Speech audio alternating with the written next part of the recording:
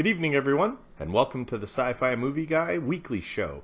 This is our number 2 show, and my name is Mike, and thanks for coming. We're going to start, as always, with Star Wars news, and the first thing on our agenda is pretty exciting. The Star Wars Rogue One teaser trailer has dropped. Yes, it dropped on Tuesday, and it's not quite what I expected. Let's start by talking about Darth Vader is not in this trailer, or there might be black hooded figure that's Darth Vader, but we saw no lightsabers, we saw no Darth Vader, and I'm okay with this actually. I thought I wouldn't be, but they're really getting down to the point that this is a war movie, and there was a lot of cool war scenes. I really like the way Felicity Jones is portrayed in this teaser trailer. She's a misfit, and she says to them, well, you want a rebellion, I'm a rebel. It was a really excellent teaser trailer actually. I think the real trailer, as I said before, is probably going to drop during Captain America Civil War in May. But this gave us a tease, because I think a lot of fans out there were like, come on, what's going on, Disney? Give us something. And they did. They gave us a really great teaser trailer. Forrest Whitaker looks really good in this movie, and I wasn't sure if he would be. I mean, I know he's a great actor and everything, but sometimes great actors don't necessarily make the best Star Wars actors, as they've proven by bringing on new people. But he looks good. I think he's going to appeal to some of the mainstream audience, which is probably what they were going for with their first Star Wars stories, which is what they're calling them now. I'm not really excited about that. I think I preferred anthology, but Disney knows Disney, and when Bob Iger says let's do something, it's pretty much let's do it. So that is the Rogue One news. There's a little more later that I'm going to talk about, but let's get down to the Obi-Wan film. So it has been confirmed that Obi-Wan Kenobi is going to probably happen. I know I said confirmed, but the confirmation is that Ewan McGregor has definitely been in talks with Lucasfilm and Disney. One of his friends, who he directed a movie with a while back, has submitted a story, and they say Freddie Prinze Jr. and Sam Witwer had confirmed that he has submitted a script, and it's the best of all the scripts. Now, to date, they say there's been over 100 scripts submitted to Lucasfilm for a standalone Obi-Wan Kenobi film. So they have a lot to look through, and they've got a lot on their plate. They're talking about the Han Solo movie, and they're talking about Episode 8 and Rogue One, and possibly a Boba Fett movie. But I really want to see an Obi-Wan movie. I'd like to see that before the Han Solo movie, before the Boba Fett movie. Not before 8, because I really want to see 8. And Rogue One, they said the reason they went with Rogue One as their first standalone film was because they had it in the most development. I guess George Lucas had left behind a lot of ideas for standalone movies, and Disney said this was the one that was most developed, and it was a great story. And I think it's a good way to start, because everybody knows the New Hope, Star Wars 4, and it happens right before that. There was a really excellent picture of the Death Star in Rogue One teaser trailer, which they were just finishing constructing, so I really like that too. But back to the Obi-Wan film, it looks like it's inevitable. And if I was a betting man, I would say that we're going to get an announcement about an Obi-Wan movie before Rogue One comes out, because I think that's what the fans want, and Disney is pretty good at reading the fans and knowing what they're looking for. So then we have The Force Awakens Blu-ray release, which I did a separate video. If you go look at that, it's a review of all the extras and special features, and I'm not going to get into it here. Please go watch that, but it's a really great, for the most part, special features. Really unhappy that there weren't commentaries for the movie, but you can watch my video and see my rant about that. I've calmed down a little now because I got to watch the Collider Videos commentary, and those guys are amazing. Christian Harloff and John Schnepp, John Campia, they really did a great job on that. So it'll hold me over for 6 months until the special edition comes out, and hopefully JJ will have a commentary on that. Then we get to episode 8. So news has come out about episode 8, and Maz Kanata is definitely in episode 8. So I was really excited to hear this because I'm really hoping that they're going to show Maz Kanata's Force powers. We know from JJ that she is a Force user. She's not a Jedi. But we had a deleted scene where she was going to pull down the cavern. It wasn't on the Blu-ray, and I think that's because they want to surprise you later. I think JJ let that out of the bag by accident. But we will probably be seeing Maz Kanata in Star Wars Episode 8 using the Force. So that's really exciting news. Then we have, as I mentioned, Collider Jedi Council was incredible this week. You have to go to Collider Video and watch it because along with the regulars, they had Freddie Prinze Jr., who plays Kanan on Star Wars Rebels, and they had Sam Witwer, who does Darth Maul's voice, as well as the Emperor in the opening episode of Season 2. So those two, along with the regular Jedi Council, made it for a really great show. Go watch it, because these are the foremost experts in the web world on Star Wars, and I watch them every week. Thursday night is great because you can watch Jedi Council, and then right after watch the Schmodown show with Mark and Christian. You gotta see it if you haven't seen it. There's a plug for you guys. Then we get into comics for Star Wars, and Poe Dameron #1 came out. I haven't had a chance to read this yet, but I am going to read it because I really like the character of Poe Dameron.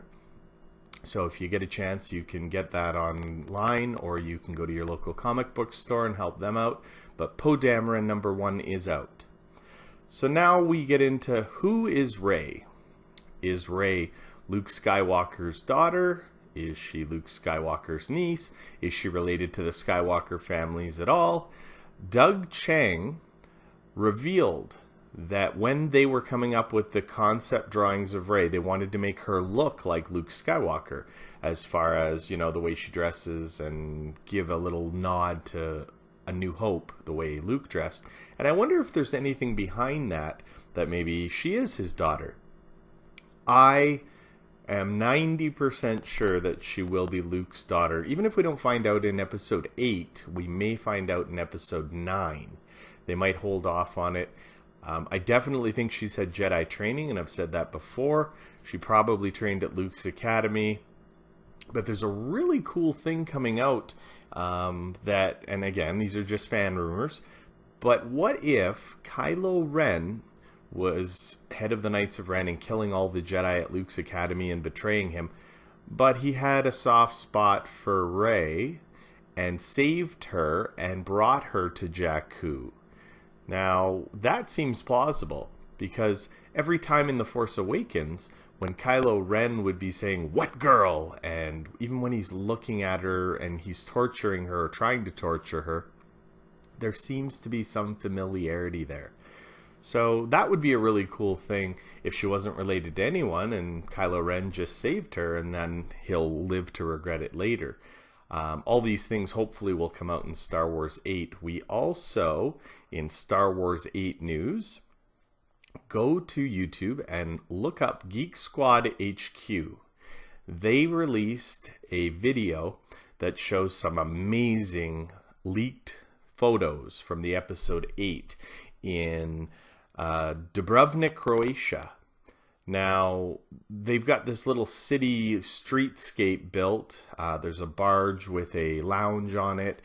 And the guys on Jedi Council thought, oh, we're finally going to see the middle class. Well, these photos that were leaked actually show really futuristic tuxedos with everyone, and a Mercedes-Benz-like floating car that could be exploding because there's people jumping out of it, like a terrorist attack almost. And it definitely looks like a very ritzy high-class party. It doesn't look like it's going to be the middle class, but the tuxedos were so cool. You have to go on to, again, Geek Squad HQ on YouTube. Check out this leaked photos from Dubrovnik, Croatia. Then we get into Star Wars Rebels. So the news we found out also on Jedi Council was that Darth Maul will be back for Season 3 of Rebels, which I'm really excited about. I think that the character they've shown Darth Maul in Rebels is the best that we've seen so far. He was a great fighter in the first Star Wars prequel movie. Then he was disturbed and demented in the animated series The Clone Wars. But this, he's out for revenge, and he doesn't care who gets in his way. And I like the way that he's portraying himself to Ezra as old master. And I really want to see more of this in season 3. So very excited that Darth Maul is back for that. Then we come to Stephen Colbert. Out of all the talk show hosts, I really like David Letterman. And when Colbert took over, I wasn't sure that he was going to be good. I've started watching a lot of Jimmy Kimmel because he seems to be breaking all of the Star Wars stuff. So it just makes sense. And he's a really funny comedian. But Stephen Colbert hopped on the bandwagon and had a really funny skit about Star Wars. So go on to YouTube, check out Colbert, type in Colbert Star Wars. It was about how the Rogue One teaser trailer had dropped, and he's talking about the United States election and Donald Trump and Hillary Clinton. But then he goes, in more important news, the Rogue One teaser trailer dropped, and it was really funny. So check that out. And that is it for Star Wars news today. Then we're going to go into sci-fi movie news. So I'm just going to take a drink here. Sorry about that. I got a little bit of a scratchy throat today. Captain America Civil War had a media viewing. So quite a few of the media in Los Angeles got to go view the film. Now, everything that I'm hearing is they're saying it's definitely better than Batman v Superman. Spider-Man plays a big part at the end of the movie, and the critics are saying it's amazing. They're not allowed to give official reviews until the 13th of April, so that's a few days away. I'm hoping that somebody will put up a nice review online so that I can see what they thought of the movie. I'm sure it won't be a spoilers review. They won't do a spoilers review until after it's released in the theaters in May. But I'd just love to hear what everybody thinks about it. So I'm expecting it to be the best superhero film of 2016. I'm expecting Rogue One to be one of the best films of 2016 in my books. But yeah, a lot of people have seen it now, and we won't get to see it till May unless you have an in like some of the media does. But I'm excited just with the few tweets that I've seen. They're saying it's really great.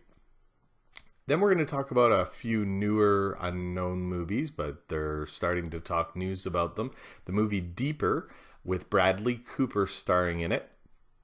It's about a disgraced astronaut who decides to go for underwater exploration. Instead of going to space, he goes to the depths of the ocean. And it's about his struggle as being a disgraced astronaut.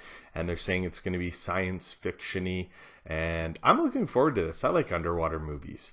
And also Natalie Portman and Jennifer Jason Leigh are in it. So we're going to have Poe Dameron star Oscar Isaacs. No, sorry. This is the Bradley Cooper one. I'm getting ahead of myself. So now we have Annihilation.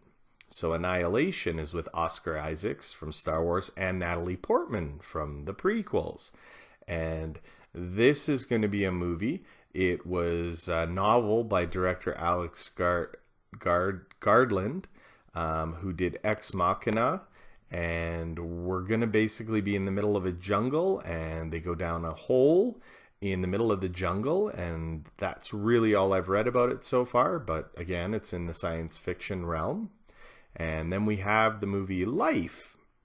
This is going to be with Jake Gyllenhaal and Ryan Reynolds, and it's set on the International Space Station, and they get a sample from Mars, and the sample shows life.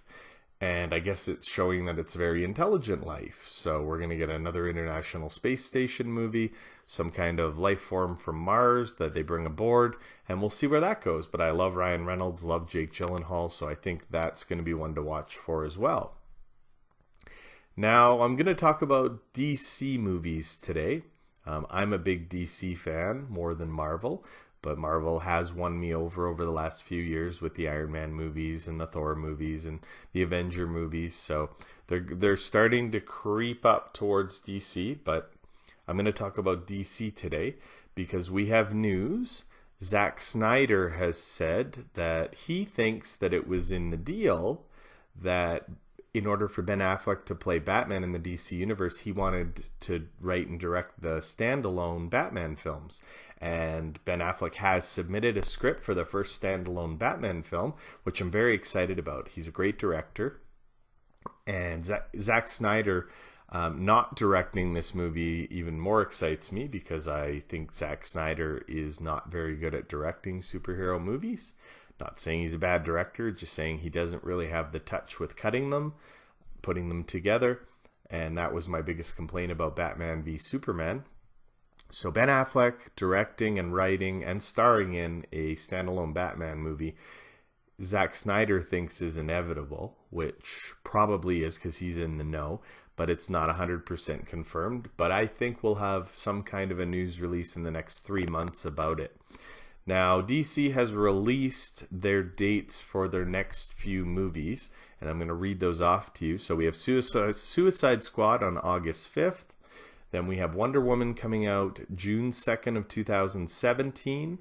The Flash, March 3rd of 2018. Aquaman, July 27th of 2018. And then an untitled movie, but they do have a release date of October 5th, 2018, and the rumor is that's the standalone Batman movie. Now, I'm going to make a prediction here and say that they're going to move up the standalone Batman movie because of how well received Ben Affleck's performance was in Batman v Superman. I think they'll bump everybody down. Not Wonder Woman. I don't think Wonder Woman or Suicide Squad will be bumped.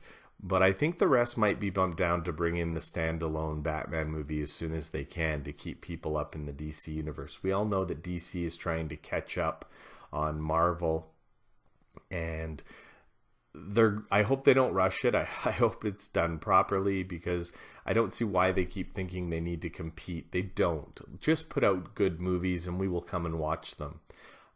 They can't be hurting for money after Batman v Superman. I think it's already over 200 million, 700 million worldwide, so it's not hurting at all. And that's enough money to make some more movies. So let's do them right. Let's not rush through them. And that is it for Sci-Fi movie news. So I said at the end of my show every week, I'm going to do a pick of the week, which is a movie that it's from the past that I just watched again and I absolutely love. And this week it is The Empire Strikes Back in honor of The Force Awakens being released on DVD. I went back and watched this again, and I watched the Collider commentary with it. And those guys again, Mark Ellis, John Schnapp, Christian Harloff, and John Campea, those guys are hilarious and they're great to watch. They have a lot of insight into the movie, so go back, watch The Empire Strikes Back, and put on their commentary and watch it. And it's just phenomenal. So that was my pick of the week.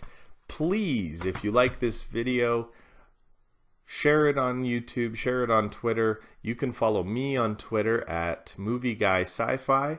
Or you can email me if you have any questions, and I'll read the questions on the air. And my email address is sci_fi_movieguy@yahoo.ca. And I did have one email this week, so I'm going to read it. It is from Science Girl. And Science Girl asks, Sci-Fi Movie Guy, what got you into doing these videos on YouTube? We see that you only have 3 videos up. I have 4 up now, by the way, but when she sent this, there was only 3 up. Can you tell me how you got into this? Well, I was just looking for a hobby. I love sci-fi. I love sci-fi movies. I love superhero movies. And I was watching Collider Movie Talk, and John Campea had mentioned that he had put a video out a couple of years ago when he was at AMC about how to do this, and you know, the right microphone to get, the right cameras, and the different things that are involved, and what you needed to do to have some fun with it. And so I watched that video, and here I am. So thanks, John Campea. Or maybe I shouldn't have said that if this whole thing is awful, because then I'm blaming you, but it's not your fault if I'm not good. But thank you for helping people get this thing going. So again, answered your email. If you have any other questions, you can email me again. But send me an email if you want me to read it on the air, and thanks a lot for watching. And remember, nerds rule the world.